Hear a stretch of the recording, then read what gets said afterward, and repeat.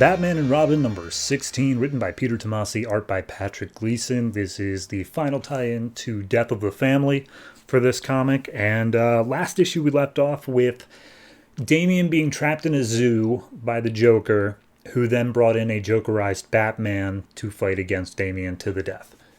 Okay, so this issue picks up with him basically just saying like, I don't want to fight you, Batman. Batman, you're under Joker's control. Please snap out of it. And Joker's like, not going to happen. See, when I Jokerized him, I also added in a little bit extra of a suggestion serum. So he's able to, or he's forced to follow Joker's orders. And Joker orders him to kill Robin.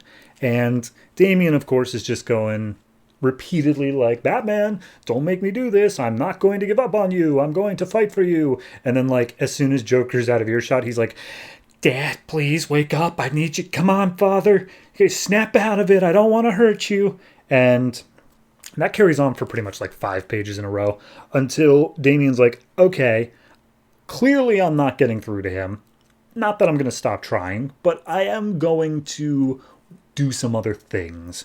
So he lunges at Batman, and when he does so, he throws I want to say batarang, but it's from Robin. Is it a Robin rang? I'm just going to say batarang. He throws a batarang seemingly at Joker, but it goes just past him and hits an electrical box, which opens up a trap door under the zoo pit, and Robin manages to jump down. And Joker's like, hey, good job. I didn't see that coming. I knew you'd get out eventually. I just didn't know how. And so he pushes a little button on a collar around his throat, which I guess activates the intercom. So he's able to talk to Damian anywhere in the zoo. And Damian makes his way to the polar bear exhibit, I think. It's like an icy exhibit, and it's got some water to it. And as he's making his way up there, Batman manages to catch up, tackles Damian into the water, and seemingly starts to drown him. And Joker's just watching through the glass, like on the other side. He's like, ooh, man, I've always wanted an aquarium. So he gets thrown out of the water by Batman, and Robin starts throwing like some ice stalactites or whatever you want to call them at him. And he's just telling him like, okay, really though, I'm at my limit, Batman. If it's going to come down to you or me, I am going to fight for myself. But Joker's using you. Please snap out of it. And of course he doesn't. And as he does so, he finally manages to he snaps both of Batman's fingers, his middle fingers on each hand, pokes Batman in the eyes, and then starts just wailing on him with a torrent of punches. And he's like, all right, this is what you want, Batman? This is what I'm going to have to do? Fine, I'll do it. And he goes over and he picks up another ice stalactite, and he makes his way over towards Batman.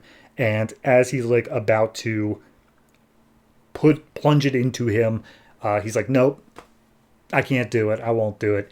And Batman picks up an even bigger stalactite, and he comes over and is about to kill Robin. He's like, go ahead and end it. It's only fitting that I die by your hand. And then all of a sudden, Batman's chest explodes. And Robin's like, no, what did you do? Why'd you kill him? And Joker's like, oh, you didn't think I was going to actually let you die. I have much bigger plans in store. And he gasses Robin, starts knocking him out. Robin, in his last few breaths, grabs one of the tools out of Joker's tool belt, screwdriver, and jams it into his foot. And he's like, oh, that's smart, but is that really the best you could do? I guess I'm going to have to skip my pedicure this week. And then Robin falls asleep as Joker draws a blood mustache on him. And then we see that the Batman, of course, was not actually Batman. It was a karate instructor who I guess had a similar frame to Batman. And Joker just took him captive and used him as the stand-in. So, yep. And then we see a whole thing of a dream sequence where Joker's leading Damian through this dark tunnel, and he's like, don't worry, you'll see what happens. You'll see what's waiting for you on the other side. And we see in the last shot Joker standing with a bloody serving tray in front of Damian, saying like, I'll just read it. The only thing I'm going to be doing, my darling boy, is getting rid of all the family skeletons in the closet and make them dance and prance in the cold light of truth. To be concluded in Batman proper number 17, where we'll wrap up this whole arc.